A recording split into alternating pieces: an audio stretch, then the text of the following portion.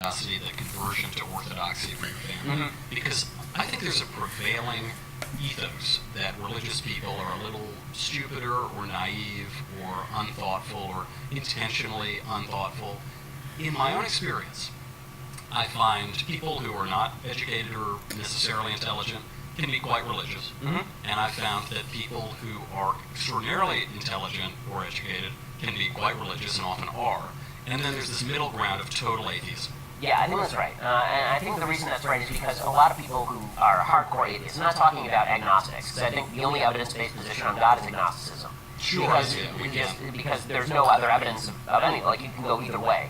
But as far as kind of hardcore atheists, a lot of atheists who are very hardcore and very vocal about it, they seem to think that the first people who ever figured out that, like, a virgin birth is kind of unlikely, or that God speaking from a mountaintop is kind of weird. Like, there's people that's ever occurred to in the history of humanity. Like, it's brand new. No one's ever thought of this. Or they'll talk about the problem of theodicy, and they'll sit around going, well, I had a friend who died of cancer when they were young. How could a good God allow this? And I'll bet religious thinkers ever talked about that. It's like there's 2,500 years of religious thought on exactly this topic. It is incredible that people will bring up this question as a trump card. Right. They'll say, well, why would a good God let bad things happen? And you think, you're not asking me that. You could Google it, and you would get eternal books about it. Right, and they may not satisfy you, but the idea that there's no sort of explanation for that any religious person has ever thought. Like, they expect me to convert on the spot. You're right, now I'm an atheist because you dropped that on me.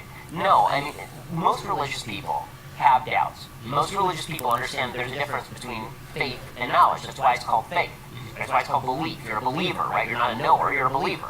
And there's a clip of me saying that I know in God. And I didn't say I know God, right? I say I know in God, because no human being is capable of knowing God. I know the place of humanity in the world because I believe there is a God, but I think that that is a different standard than a religious person who never even thinks about whether God exists or what God wants from us. I think that it's written right into the Bible. I mean, I think that the key moments in biblical history, there are a bunch of them that people sort of point out in the Old Testament anyway. The key moment for a Christian is very easy, but for Jews, there are a couple. This is one. I guess two. There's the birth and the death and resurrection. Right, exactly. It's very simple. It really boils down in the sequel. In the sequel, they really boil it down. But in the original, there are a few different sort of points that people use as inflection points. The sacrifice of Isaac, the exodus from Egypt. But I think that the real key moment is a quieter moment, because this is the moment when Israel is actually founded, and that is the wrestling match between Jacob and the angel. Right? That's when Jacob's name is switched to Israel. That's the first time that Israel is used in the Bible and that becomes the foundation of all of religion.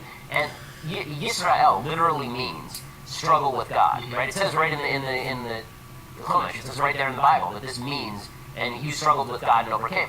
That's what religious people do every day. We struggle with the goodness of God, the presence of God, the immanence of God. We struggle with that all the time. If you're not struggling, you're not thinking about it. And God wants you to struggle with that, because if you're struggling with it, then it means there's a baseline level of belief. You don't struggle with things that you think are imaginary. You don't struggle with Santa Claus or the Easter Bunny. But you struggle with your wife. You struggle with your family. You struggle right. with people that you love, that you have a relationship with. Exactly.